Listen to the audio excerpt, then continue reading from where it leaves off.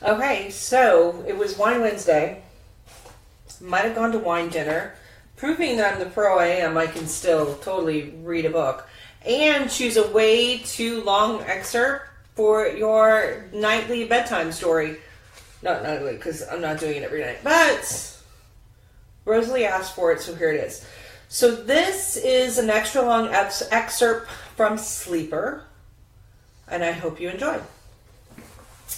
Should I call for backup? Casey asked. No, I did not need backup. What about secret mission do you not understand? Why don't you go and see if there's anyone you need to persuade that everything's perfectly fine and normal?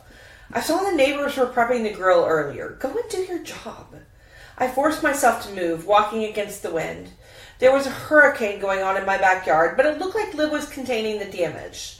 I looked to my right, and Mrs. Tillman's yard looked perfect for a summer's evening. Well, with the exception of her husband, who was standing at his grill staring into my yard like he was seeing something insane.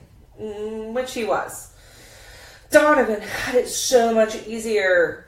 When he'd been the next apparatus, he'd had a magician on his team. A vamp who could form illusions so real that dudes like Mr. Tillman would never once suspect that a battle was taking place in the weird chick next door's backyard. If I'd had Chad Thomas on my team, I wouldn't have to worry about my neighbors filming me and setting up a YouTube channel. I could just get in, get my kennel on, and call it a day. As it was, I had to hope Casey got to him before he called in his friends. I focused on the demon in front of me. She hovered a good foot off the ground. Though she was encased in some kind of black smoke, I could see that she had forearm under there somewhere. Her hands came out, feeling for the walls of her prison cell. She batted up against it all of a sudden, as though testing it for strength. She moved around like the velociraptors from Jurassic Park, batting up against the wall until she found wall she found around her, desperate to find a way out. I couldn't let her find one. I charged, sword out, ready to take her down. She turned suddenly, and her scream became a gale force winds. My body flew back, slamming against the side of the house. My head hit the paneling, and the world went a little woozy. Woozy or not, I had to get back up on my feet. Luckily, I tend to heal pretty damn fast. It's the vamp blood. My trainer, the super hot ancient vampire Marcus Varenus, shares his blood with me. Vamp blood is a universal curative. Got stabbed? Get a vamp to bleed on you, and you'll be back in the club and dancing in no time. Marcus's was particularly potent. He was the oldest vampire walking the earth plane, and his blood tended to take my badass status to an entirely new level. His blood was likely the only reason I was able to bounce off the wall and make my run at the Allah. Lexi note, the Allah is the name of the demon. It's a real demon. Well, okay. It's a real... It's in a book somewhere. Okay, back to the story. She turned away, likely believing she had me on the ropes. Most beings would have had time to play around before worrying about her prey getting up. With me, she'd made a terrible mistake. I ran at her, ignoring the wind and hail and driving rain. I reached deep into the predator part of me, the part that never gave up when a kill was so close. Gripping Gladys, another Lexi thing, that's her sword. I ran to the Allah, my feet not making a sound. Well, they likely made a sound, but no one could hear it over the storm, not even the demon. She completely ignored me. Until I speared her. Gladys dug deep, cutting through the smoke and biting into flesh. She was thin, but demon skin is tough, so I had to put some force behind it. I planted my feet and shoved the sword in. And that was when the lightning struck. My body seized and I lost control of my limbs. A bad thing to happen when you're currently murdering a demon with a sword. I was stuck, trembling like someone had shot me through with a massive taser. My teeth clacked together, the force jarring, and I was starting to see stars. Something struck me from the side, knocking me out of the lightning's hold. I hit the ground, my knees sinking rapidly into the softening ground. I could feel my limbs still shaking. A low growl caught my attention, and I realized even though my day had gone to shit, there were still mighty lows to come. A massive wolf with dark brown fur that was soaking wet stood over me. Wolves don't really have facial expressions, but Trent managed to make his irritation with me plain. Trent and I have an odd relationship. He's Dean O'Donovan's chief lackey. At one point in time, the Boston boy had helped save the Queen. He'd become her personal guard, a post once occupied by my bio dad. Now, he both took care of the Queen's security and pretty much did whatever Donovan told him to. Stalking me was just a hobby. I used to find it incredibly obnoxious. Now, I find it a little disturbing. 6 months before, I had visited a place where all the possibilities of my life were laid out before me. Trent had played a part in some of the more sexual ones. Despite the fact that I couldn't remember it entirely, I dreamed at night of that feeling I had. There was a possible future me that really enjoyed Trent on a level that led to children. A boy and a girl, a half-demon and a she-wolf. I dreamed of that family at night. Which made things awkward for Trent, since I had a boyfriend, and it wasn't like Trent viewed me as anything but a burden to be born. Not that I told him or anything, I wasn't a complete idiot, but I worried I was sometimes weird around him. Trent's normally glorious fur was soaked, and he growled my way. Yeah, I knew what that growl meant. It meant I'd fucked up, and there was going to be hell to pay. Was it really my fault that I found that growl so damn sexy? Can I at least deal with the demon before you start in on the lecture? I forced myself to my feet. He growled again, giving me his assent. When had I learned Trent's language? Maybe it was because the human form of Trent growled a lot too.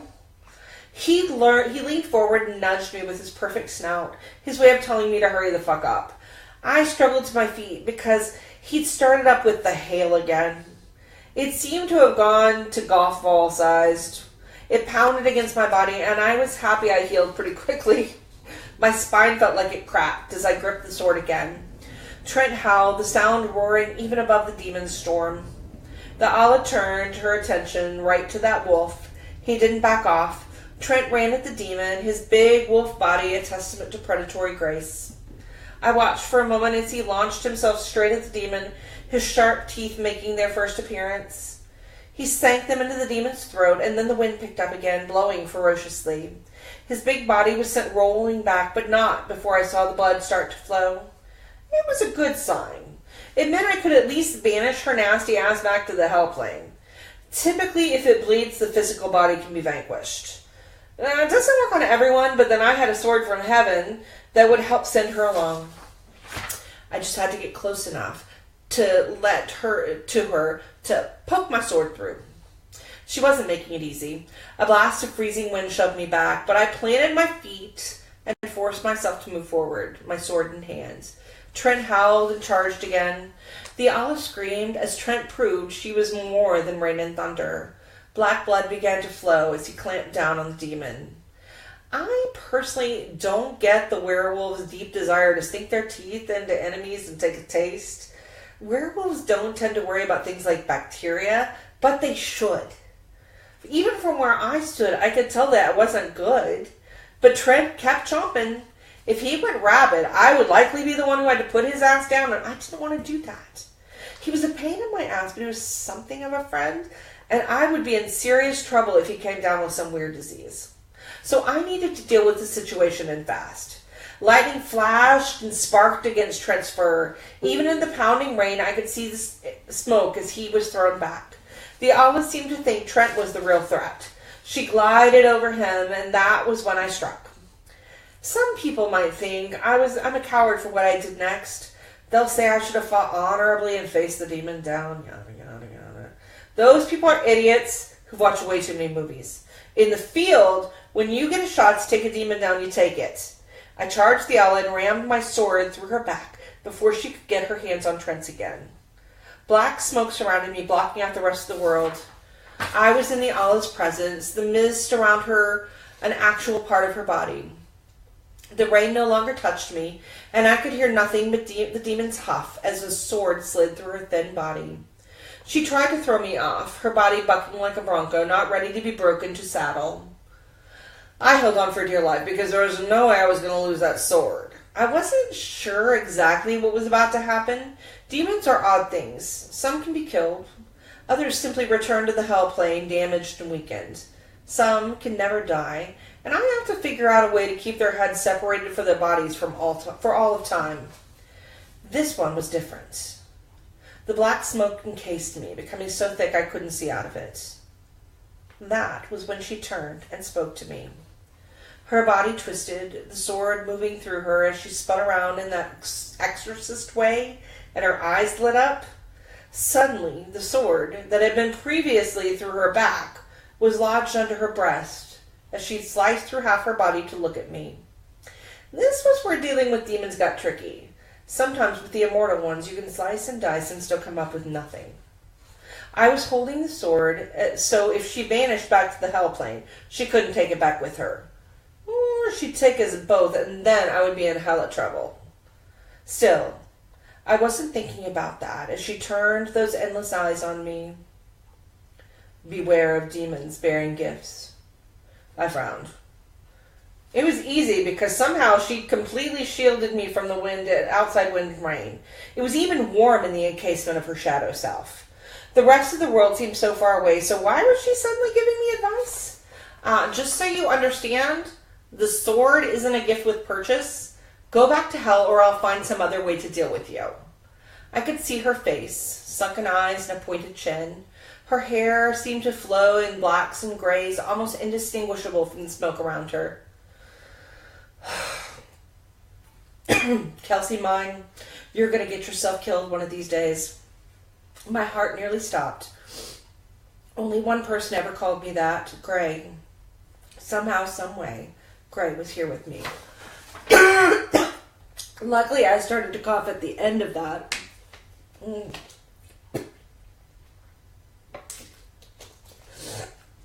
So see, that's why you pick small excerpts instead of 7 freaking pages. But it's Wine Wednesday, so I just go for broke. Anyway, that was a nice part of Sleeper from sort of the beginning. Good night, all. I hope you enjoyed.